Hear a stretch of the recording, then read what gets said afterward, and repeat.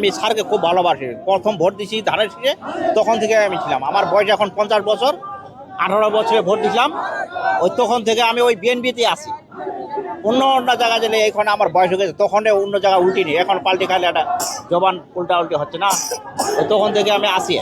এখন আর কি পদবিদিকে আমি চাইনি জীবনে, তাও আর কি যুব দলে রাখছে। যেমন 4ই আগস্টও আসছিলাম, মার খায় পড়েছিলাম, তারপর বাসায় গেছি, অন্যজন উঠা নিয়ে গেছে। আর যুবদল কোষাধ্যক্ষ এইখানে রাখছে আমাকে। আর যদি নাও রাখে তাও আমি আসি।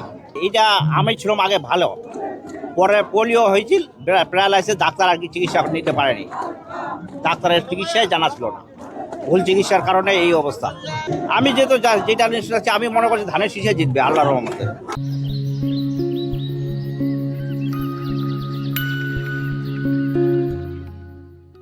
জীবনের প্রথম ভোট কারে দিয়ে শুরু করছিলেন? ধানের শীষ দিয়ে, ওই ধানের শীষে আছে। কে ছিল তখন? তখন এই প্রধানমন্ত্রী কে হয়েছিল? জিয়াউর রহমান। জিয়াউর রহমানের আমল থেকেই। হ্যাঁ। আর আপনার আসনের এমপি কে? আমার আসলে ফখরুল সাহেব। ফখরুল সাহেব কেমন মানুষ?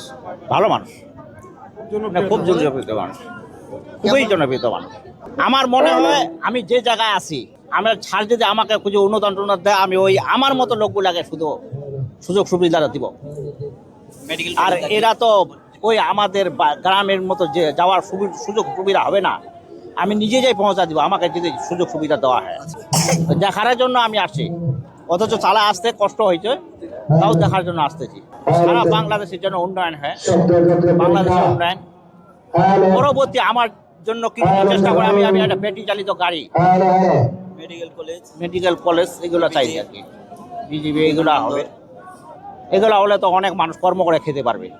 কর্মটাই আমরা চাই, আমার মনে হয় ইনশাল্লাহ হয়ে যাবে। এবার সকল সেবা করার জন্য গাড়ি দিয়ে সেবা করবে। আমার নাম মোহাম্মদ ইয়াসিন আলী, যুবদল কোষাধ্যক্ষ, 7 নং চিলারং 1 নং ওয়ার্ড।